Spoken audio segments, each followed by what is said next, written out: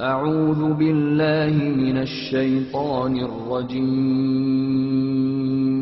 بسم الله الرحمن الرحيم.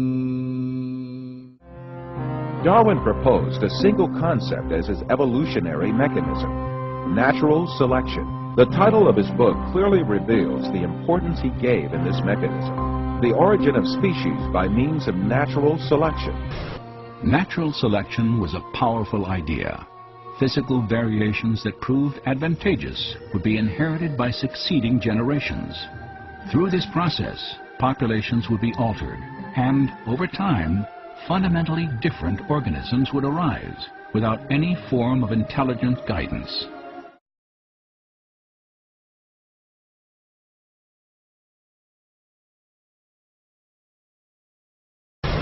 About the emergence of favorable traits, Darwin was deeply influenced by one of his contemporaries, the French biologist Lamarck. The French biologist Jean-Baptiste Lamarck was the first person to give a detailed account of the theory of evolution. Lamarck's theory, which was later refuted, maintained that living beings evolved from one another variations over time. Lamarck thought that living things passed their acquired traits to future generations. This was a form of another mistaken belief called acquired inheritance. It holds that any changes a plant or animal undergoes in response to its environment are passed on to its offspring. In Lamarck's view, giraffes evolved from deer-like creatures. Their necks extended from generation to generation as they tried to reach higher branches for food. Lamarck also believed that if the arms of the members of a family were cut off for generations, the babies would start to be born armless after a while. Darwin, who was quite influenced by these examples, came up with an even bolder claim. In The Origin of Species, he argued that some bears, while trying to hunt in water, evolved into whales. But both Lamarck and Darwin were wrong. The laws of inheritance, discovered by an Austrian botanist, Gregor Mendel, caused Lamarck's and Darwin's assertions to collapse. It is not surprising that Darwin got heredity wrong. So did everyone else who tried to find an underlying pattern in a surface picture that seems so random and disorderly.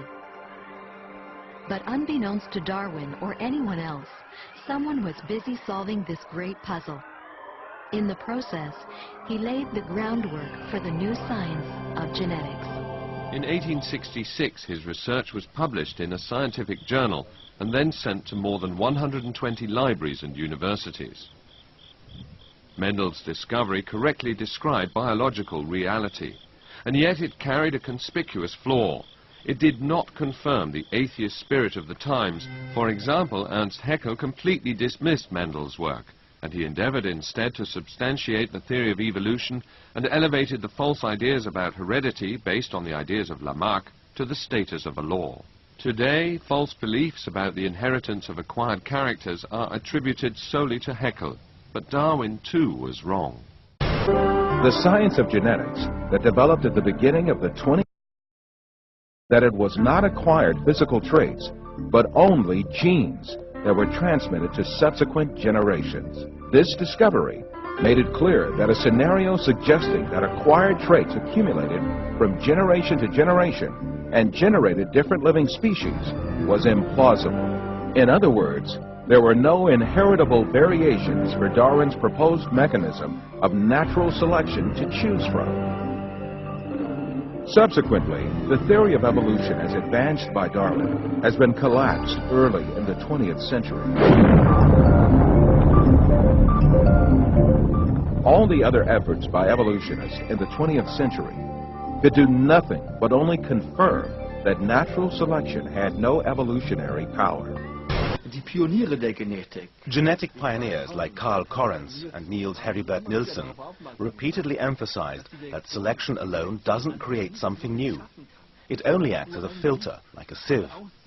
Just as a sieve doesn't create new tea leaves, selection doesn't create new forms of life or new species. Natural selection is a real process, and it works well for explaining certain limited kinds of variation, small-scale change. We have lots of examples of that, in fact. Where it doesn't work well is explaining what Darwin thought it could, namely the real complexity of life. You have the finch beak, and then you've got the finch itself. A minor change in the structure of the beak versus the origin itself. These are different scales of phenomena. These are different kinds of problems.